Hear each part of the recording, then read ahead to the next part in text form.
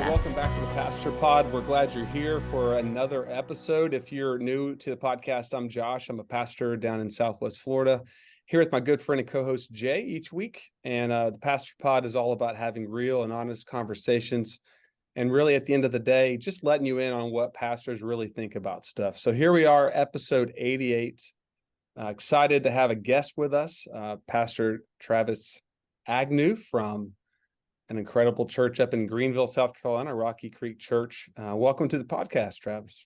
It is a wonderful joy to be with you guys and appreciate you inviting me on. Sweet. What's the weather like in North Carolina right now? South Carolina, North South Carolina, Carolina. would be it'd be humid, and just very, very hot. You go outside and you're not Florida-esque, but it's hot enough, right? So Yeah, I don't know why I asked that. I guess Josh, your wife's gonna get really upset I talk about the weather, but the truth of the matter is it is so hot outside. What is wrong with the world right now? Well, believe it or not, Cassie has become more of a weather nerd like me. So she tracks the hurricanes and all that stuff. She talks about it before I do. She's like, "Did you know there's a storm I'm off not the even Cape, not even South worried about the Africa?" hurricanes right now. I'm But it's more hot worried right about now. like Yeah. where I just want rain and just I'm actually asking for a Florida storm to cool Yeah. things off. yeah, My AC is screaming at me, going, "I can't keep up. Like, what is wrong?" I'm questioning Yeah, my my call to ministry in temperature, Orlando. my phone weather app said it was 98 degrees. The feel like temperature last night at like 9 p.m. I was like, Mm. yeah, it's too hot. It's Yeah. just too it's just too hot. We have All this right. thing with the meteorologist here in this area. My wife knows that I have a couple of them that are sworn enemies of mine because they always make things sound a lot worse than they're going to be. And I feel like it's propaganda just to ruin my marriage because the last couple of times that this tornado going to come through, you got to get everybody in the whatever safest place in the house. It never happened. And so I didn't get sleep and I kept trying to go back to bed. And my wife was like, keep the kids awake. And I'm like, this is all government propaganda trying to get us to hide from it and stay on their ratings and whatnot. So I just don't trust meteorologists. I have a real, they're my sworn enemies pretty much. So Yeah, I don't trust meteorology either, but I do trust my sweat glands when I go outside and they instantly open up and start pouring because it's like it's hot. And I'm driving around in a Jeep that doesn't have AC. So you're really anyhow, living it. Yeah, you're living it big time. we don't Yeah, all we're have just the all Honda like you if do you're with in the the Honda pickup truck. southeast of America, you're hurting right now. So if you're not anywhere in that region, you're probably cooling off at night. But right now it's we're in the dog days. But man, it's a blessing to have you on the podcast, Travis.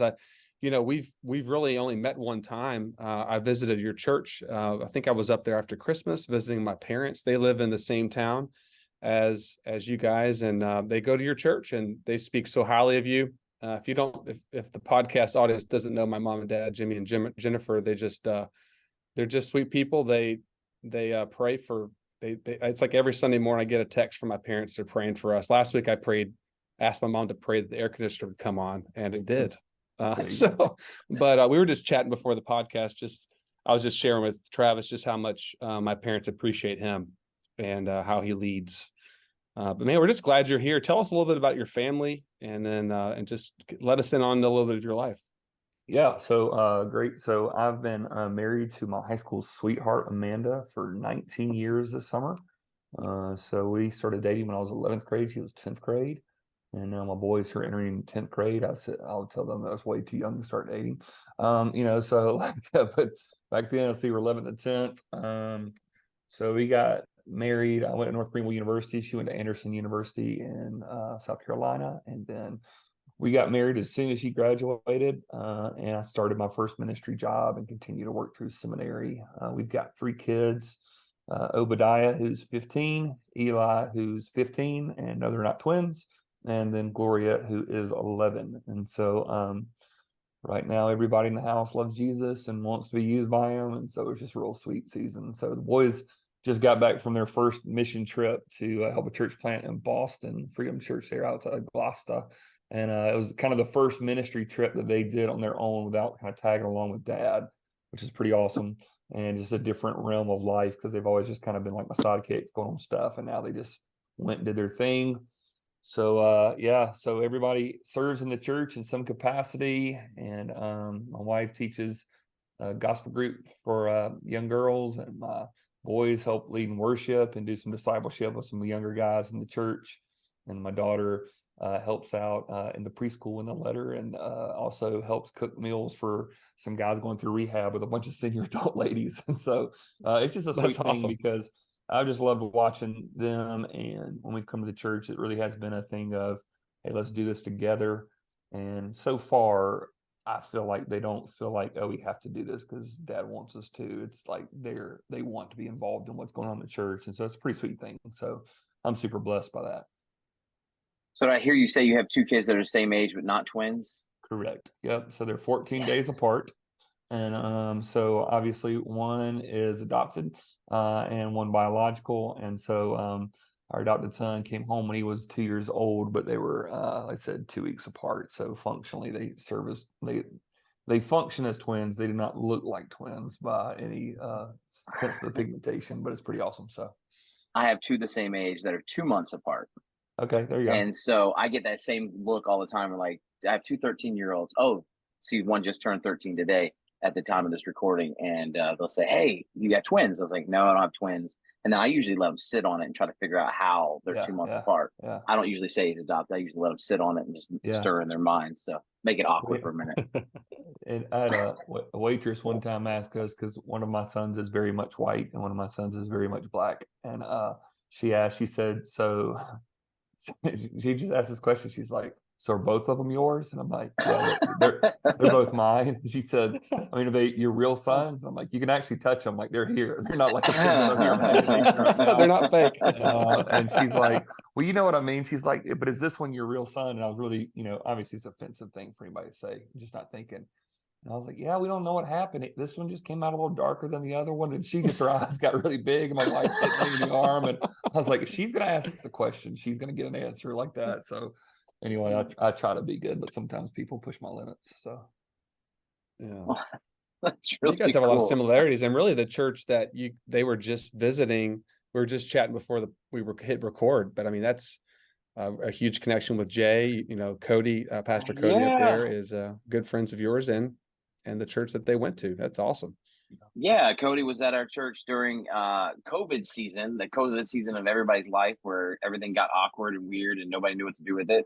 But in Massachusetts, we were really on a lockdown, and Cody, God used that time to really work in Cody and Lindsay's life. And he had always had a call to Gloucester, but gave up on it because of certain things that happened in his life. But then God kind of reignited that. And sure enough, I found myself sending people out right after and during COVID to plant new churches. And we actually sent a missionary to the UK at the same time as well. So Cody, I know really, really well. And so if Cody's listening in, shout out to him and the work he's doing in Gloucester at Freedom Church, which is where you guys just sent a team to. So that's exciting. Yeah, man, it's awesome. So Travis, real quick, tell us a little bit about Rocky Creek. You tell us a little bit about, the church, the story, history, how you got there, things of that sort. Yeah, so Rocky Creek is 188 years old. It was founded in 1834 and was kind of family church out in the middle of nowhere up until probably about 40 years ago. Like if you go to Southern Seminary Boys College, James Boyce was actually one of the pastors back in the 1800s. So this church, back in the days when seminary profs and couldn't afford enough, they'd have to also pastor a church somewhere. So he was one of those guys. And so 1834 was birthed here. And like I said, up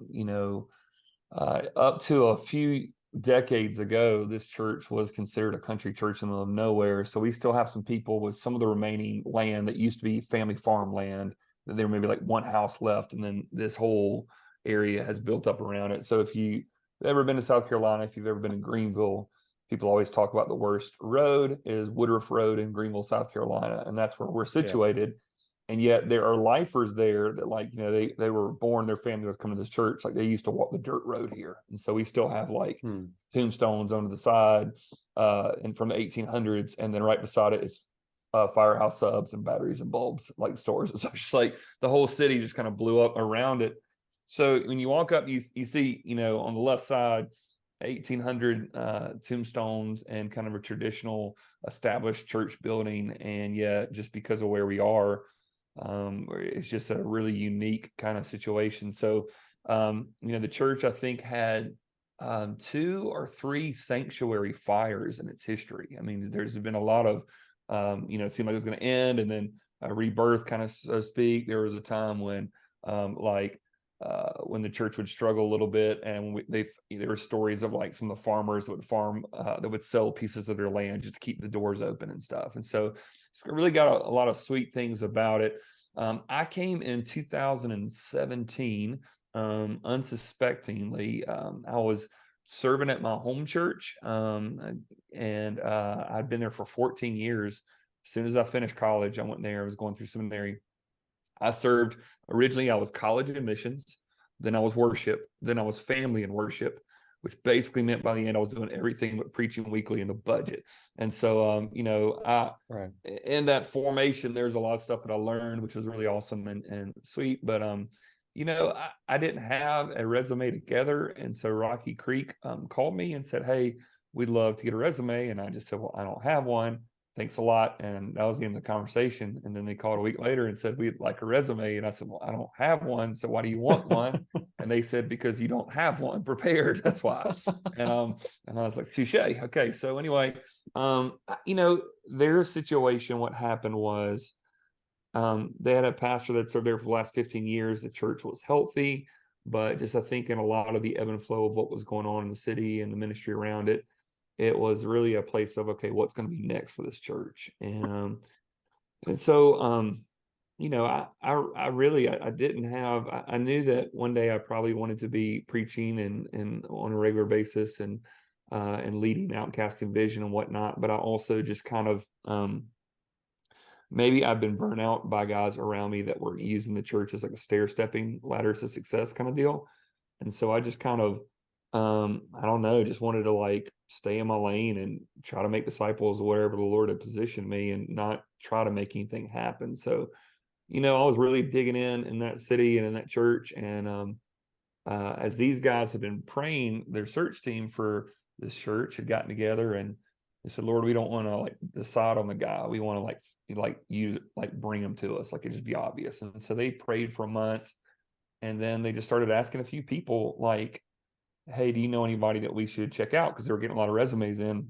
And so there was somebody who had worked with like Child Evangelism Fellowship, said, "Oh, you need to check this guy named Travis out," or at North Greenville University. And they're just, my name kind of came up in some random circles, but they said the funny thing was that they'd heard it in a few different places by people they trusted.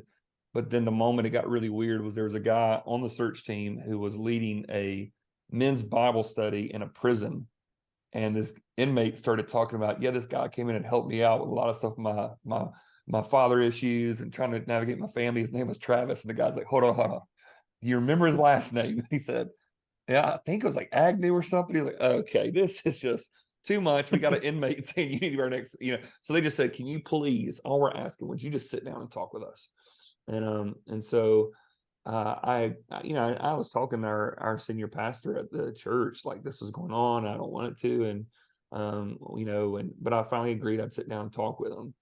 And the moment that these men prayed over the meal, like my heart was just knit to them. I can't begin to describe it. It was just a sincerity there. And I just felt like, man, this is, I don't know, like these guys really love the Lord and they're serious about what they're doing. And they want this church to be about the kind of things that I want to be about. And when I listened to them, like I heard either everything I ever wanted to lead a church to do or have my family a part of a church, they were either doing or could do.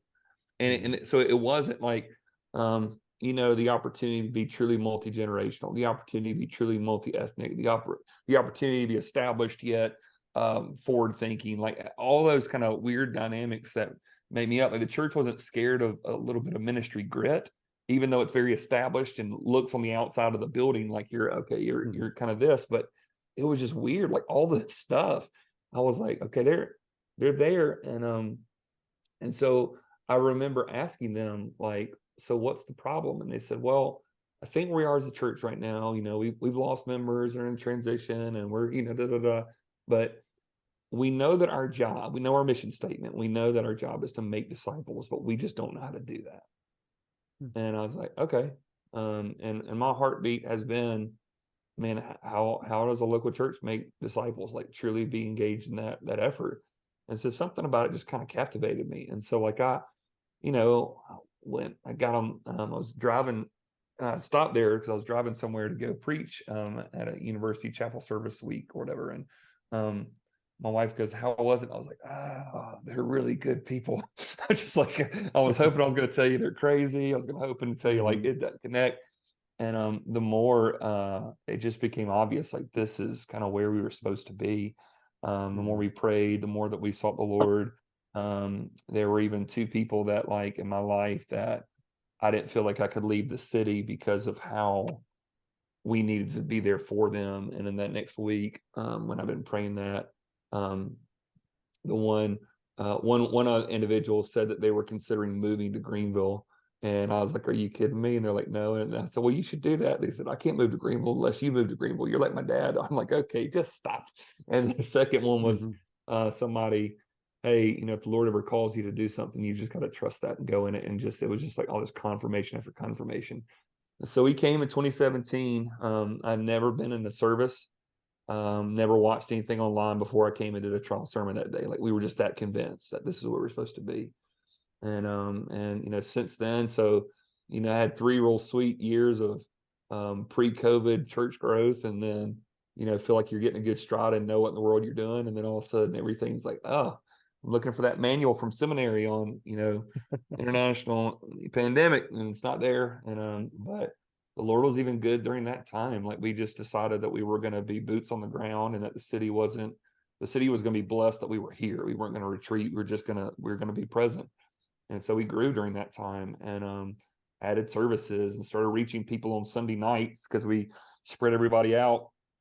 And we started reaching like waitresses at the local IHOP that typically can't work on, that they always work on Sunday morning, can't come to church. And so just a sweet season. And so, throughout all that, like I think we're seeing a lot of growth and maturity. It's at one of those places though now that we're kind of at some turning points of like, okay, are we going to do this or do that or hunker down? Like, how do we start? And the biggest issue is with a good number of new converts and people that need to disciple is just developing those next stage of leaders to take those people along. And so we're just trying to keep up with the current of what the Lord's doing. And so yeah, that's kind of a overview of I suppose what's happened there. And but it's been a sweet ride. So.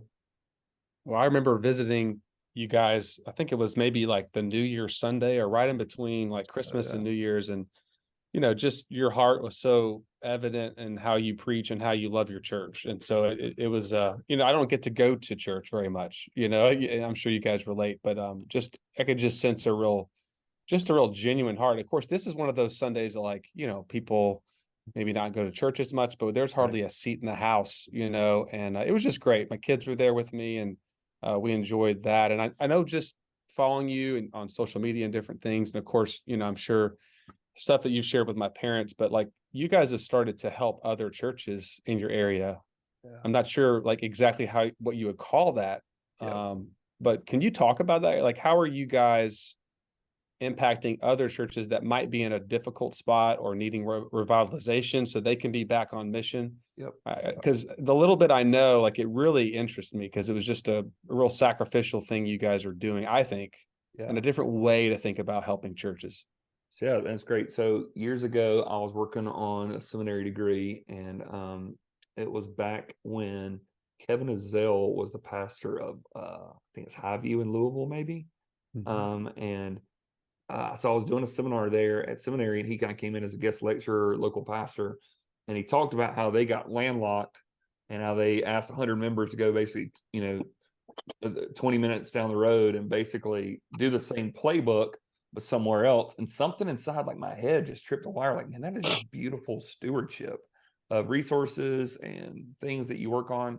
And so I just got like, I remember coming back like, to the church I was serving at the time as associate pastor, like, hey, look at all this stuff we could do, right? And they're just like, man, that sounds like a lot of work. I'm like, I know. That sounds awesome though, right? But I was also seeing like a lot of guys in seminary that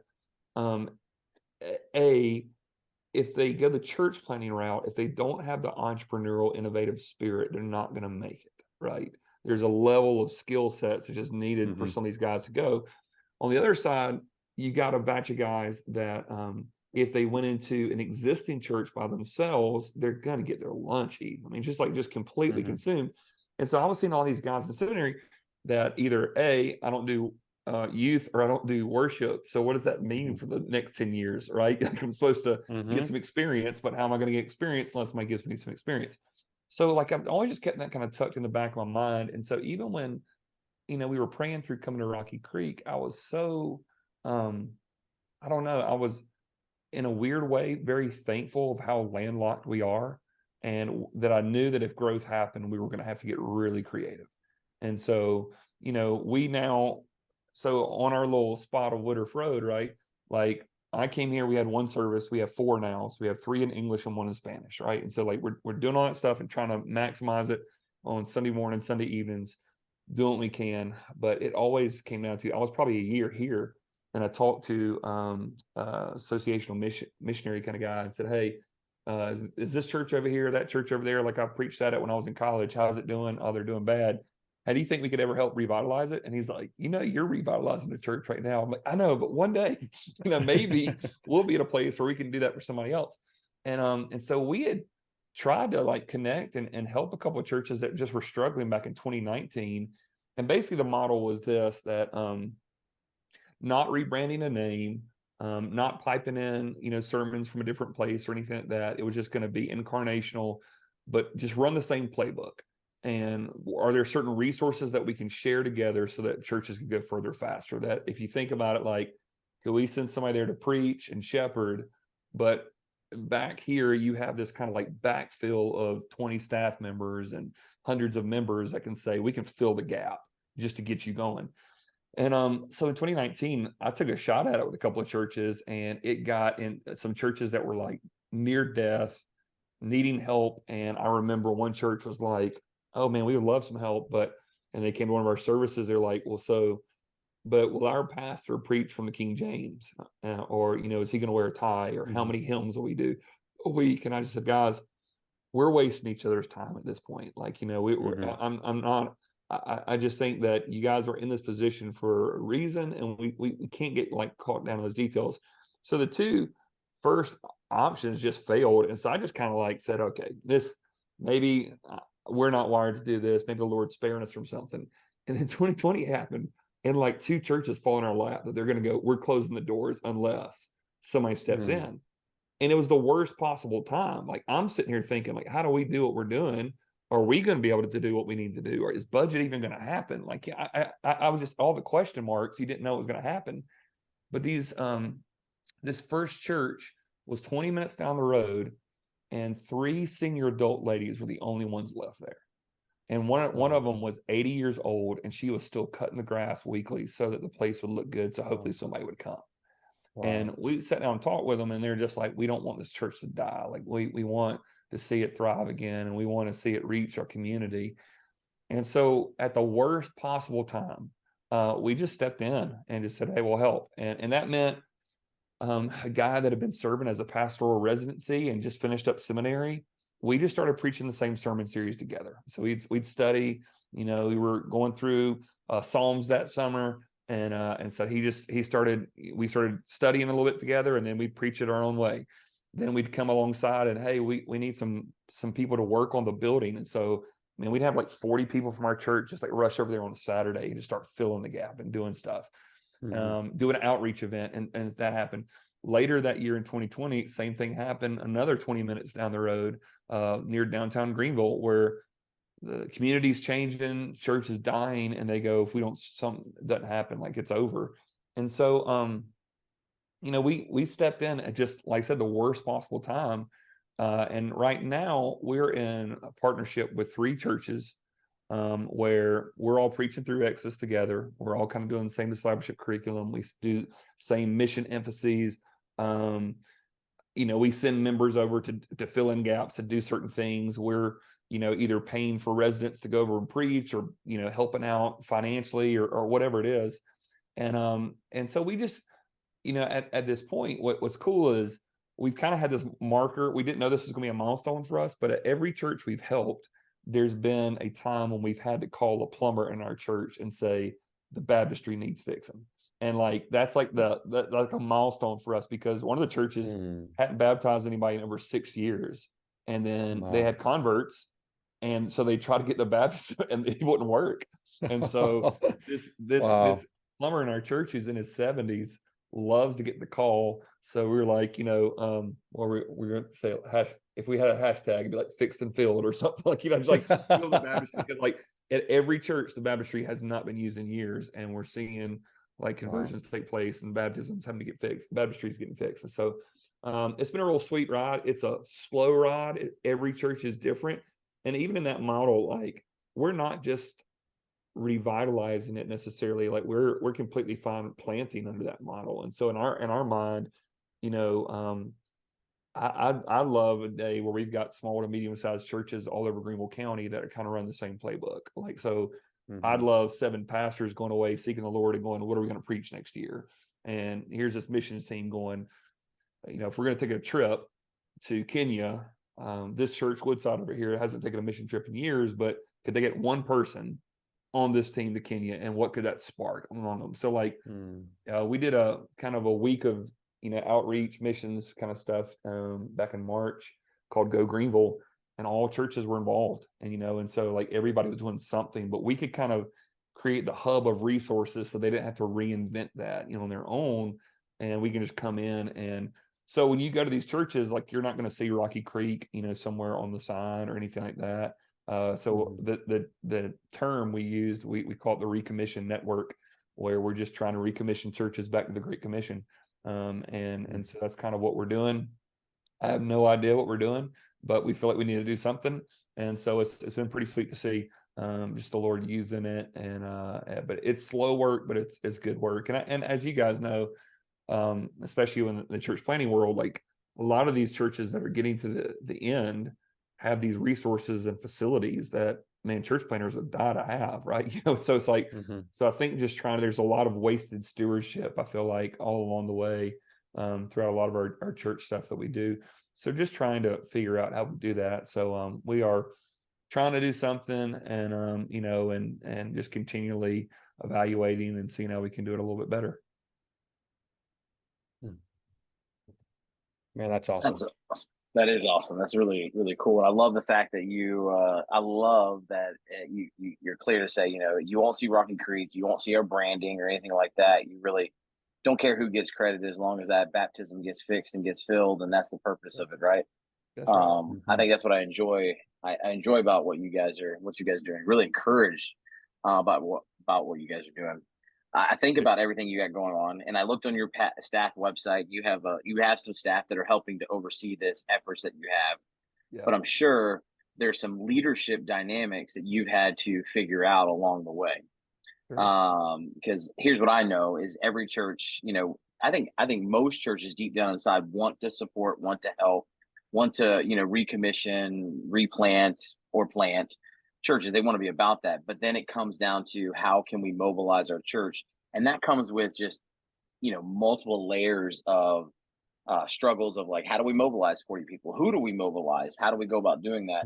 How have you found at Rocky Creek, one of the, what ways have you found that have been a good exercise to help and maybe even encourage pastors who are thinking about doing that, of how you can mobilize your people, how you can mobilize your church, things of that sort? Because again, there's leadership tension points that I think we're all aware of. How do I send? Who do I send? Where do I send? Things of that sort. It can be a challenge, and for any pastor, I mean, you're sitting here, and I know you're talking about how awesome this, but at sometimes you probably had to go back and go, okay, we're sending a lot of people out. God's going to bless it the other way around, but it can also be fearful for a pastor who's sitting there going, you want me to send how many people away? And things of that sort. So share a little bit about that, the journey of, like, maybe some tension points, maybe some leadership, encouragement of how you've structured yourself, or how you've had to learn to structure yourself in order to be in a position where you're at now. I think it's a great question. I think it's probably one of the areas that we are.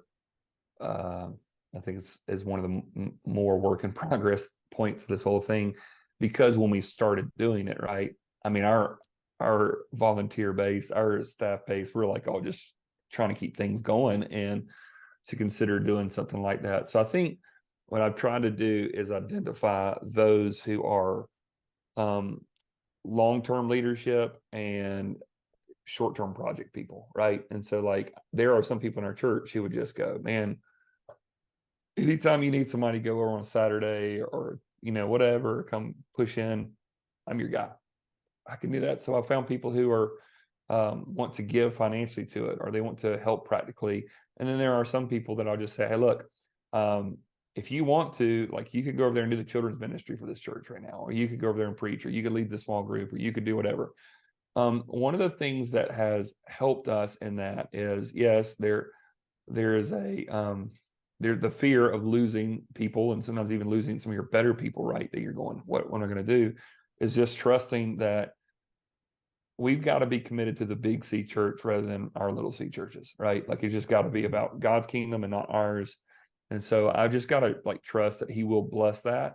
And so if I go, when he said that the gates of hell will not prevail against the church, like he's talking about his, not mine. I'm saying like like individual churches rise and fall, but his doesn't. And so I think that I've got to trust that when we do it his way, and we are, I mean, some of the conversations I've had with some of these churches before, when they said they're struggling, I'll say like, they'll go, well, I'll go, what do I have to get out of this? I'm not changing the name. I'm not putting my, but like, this just causes more work. So like, that's all this is doing. If I wasn't really either really committed to the big C church, the kingdom of God, or just crazy, like I wouldn't be getting into this. And so I think to say that, one of the things that we've also tried to do is for people who have gone, we have said, hey, look, would you consider giving 6 months or 12 months? Like maybe you don't want to go. And some people are like, hey, it's a 30-minute drive from where I live. Like that's not going to work long term. And I go, I get that.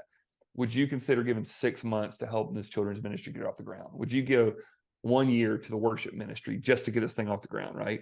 And when the churches know that and the people know that, I think it's a little bit easier to do with there. One blessing that we had, because right before COVID hit, we were thinking about adding a third English service. And then when COVID hit, we just added extra ones and kind of just spread everybody out, told them where to go. And so that was when we started having a Sunday evening service. So like we have a Sunday evening service at 5:00. That's the exact mirror of the Sunday morning services. So it's not a different sermon, different worship. Like it's the same thing. And it's a smaller service in the morning, but we do the full on thing. So what some people have done is they'll go and serve at one of these recommissioned network churches in the morning. And then on Sunday evening, like they could serve in children's ministry over there and come back and be a part of a worship service and not feel like they're missing out what's going on at the church. They could still be a part of a gospel group throughout the week. And so we've tried to like say, there's a line about when missionaries are sent out, like we need somebody holding the rope. Like we've kind of had that mentality with some of the people that have gone out there. Like, hey, you can go out there and be a missionary to it, but we can still, like, you can still be connected to this church body, whether it's through worship, through groups, through whatever, but also give them a time to say like, hey, why don't you just think about doing this period? And then there are some that, we're sending one guy that's just like, he's going to be the full-time pastor over there and just, he's killing it. It's doing incredible. Right. And you just go, okay, like, man, I hate it because he's doing so good at stuff over here, but you just go, this is what the Great Commission is all about. It's about making disciples and sending them out to go to do that, and it's spreading. And so I just think in the end of it, you just have to keep trusting that the Lord's going to provide, and this is his plan, and it's worked thus far. So we just got to continue in it. Man, that's exciting. I'll tell you, we've had probably the last 2 or 3 conversations. There's been so much of the theme of multiplying, helping hurting churches, thinking bigger than just one church. And I've just enjoyed the heart behind it. And this isn't the easy route. Like this isn't the they didn't really go over this in seminary or Bible college. Like it wasn't like a class like how to multiply your church. But it's I can just say from just the connection I've had with you through my parents and just being around your church, like I can sense a genuine love for people. And I think at the very heart of it, when you love people and you love people like Jesus, you're going to want to do whatever you can to serve them and to see more churches just built up, because the more our churches are strengthened and the more that we're equipping and empowering people, I mean, we're just seeing the gospel work and move. And it's encouraging to hear that. So, I mean, what would you say as we kind of land the plane with our conversation today, like what has been your top, this is probably a hard question. It would be for me, what are some of the top lessons you've learned through this journey, like that you've learned personally as pastor leader, and that you'd want to pass on to us, but whoever else is listening? Yeah, I just think, I mean, Titus 2:13 talks about being zealous for good works. And that's just kind of been like I don't know, stake in the ground for me to say, like, I want to be eager. And there are times where I go, why am I getting myself in all this? Like I don't have enough stuff to do right. But I want to, if I've been saved by Jesus, if I've been redeemed by him, if I've been saved from all lawlessness, like, then therefore I need to be zealous for good works. What are the things that move his heart? And so to be eager and intentional and deliberate and diligent about it, whatever. And so I just think to be available and to be diligent, you know, like I'll make this story really, really short, but the church that probably got my heart on the radar for something like this was 20 years ago. A student at North Greenville University, and North Greenville, you know, it's in Tigerville, South Carolina, kind of nestled in the mountains, is one of the largest college missionary sending schools in all the United States for like the last 20 years. They send out unbelievable amount of students. And so I was on this campus, and I went to Tigerville Baptist Church, which is literally the campus surrounds this church. And it was completely dead. There was no college students there. There was barely anybody there. So they started asking some of the college guys to preach on Sunday evenings, and we did, and we started seeing growth. But then there was kind of like struck with the music and whatnot, and it stopped. And so I just remember for 20 years, I prayed for this church. Every time I drive by it, every time I'm in North Greenville. And when I came in 2017 and I told you about asking somebody, that was the church I asked the guy about, like, hey, what's going on there? And so then back in 2022, right, or 21, it was just crazy, long story short, but I felt that I needed, and I'm just trying to be in step with the word of what God says and step with the Spirit. I felt like I needed to take a Sunday off preaching. I wasn't tired. I said, I'm just going to give somebody else the opportunity. And then I ran into somebody, and they said, oh, have you heard Tigerville is struggling? Da, da, da. They're at the place where you're going to have to close the doors or do something. And so I said, man, I told you years ago I'd love to help. And he said, well, can you send one of your guys over to preach? And he said, there's only one Sunday they don't have covered in the next few weeks. I said, which one is it? And it was the Sunday I'd taken off. And I said, well, I can go if you let me. He said, get over there. And so I just preached my little heart out, man. I mean, and what's crazy was, like, some of these guys, they remembered me from being a college student. You know, they're like, oh yeah, I remember when you used to come and preach. And you know, in there, I preached from Revelation 3 on Laodicea that, look, this thing could shut down right now, you know, but like God's knocking at the door of this church, like right now, like he's wanting to come in and do his thing. And so like it was just so bad, like they didn't have even a musician to do like the last song. They just said they had somebody got their phone plugged up the soundboard. They were listening to him. They just said, look, just pray it and call it. Well, I pray and just ask the Lord just to come. And there was a like unbelievable time of confession that day from the few people that were there, like some tears, some stuff like this, whatever. Well, then 2 days later, I think it was, I get a call from the gatekeeper of that church. Who just said, hey, I need to talk to you.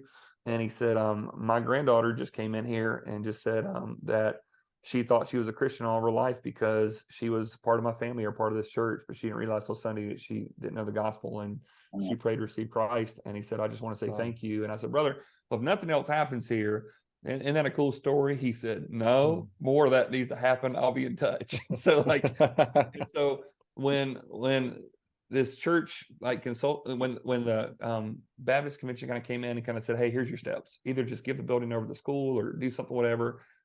The call was, call Travis. And that was it. Like, you know, he said, we want to come in. And so like, when I say that to go, you know, you tell people this, and a lot of times people say, oh, I don't like being part of revitalization. Like, I've been praying for that place for 20 years. You know what I'm saying? And so I think sometimes we just forget, like, that connection, the willingness, open the doors, just sharing the gospel was the reason why somebody gets saved. And then grandfather says, man, we need more of that. I trust you, right? Because of that.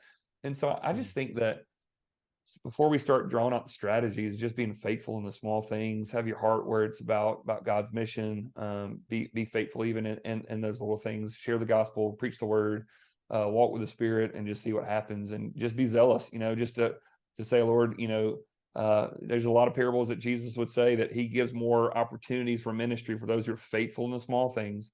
And so I think for anybody who is listening, is just going, be faithful in the small things, and Jesus allows you to get other stuff going as well. Wow, really good. Again, Josh, I think I agree with you. That theme of being multiplication, things of that sort just keeps coming up in all of our conversations. And I think God's doing something cool when you hear stories like Rocky Creek and things that are happening. So thanks for sharing today. Sharing what's on your heart, sharing about the church, what you've seen God do, what you're believing God's going to continue to do. It's been encouraging. And we'd love to hear your story too. Maybe you've got a story about how God's been at work in your church's life, your life, and maybe you want to know more about what Travis is talking about. I want to encourage you to reach out to us. You can reach out to us at thepastorpod@gmail.com. You can find Josh and I both on social media. You can follow Travis on social media. We'll do our best to drop those things in the show notes. But great conversation here on the podcast. But from Josh, myself, and Travis, we thank you for listening in. Hope to see you back next week for another good conversation. Have a great week.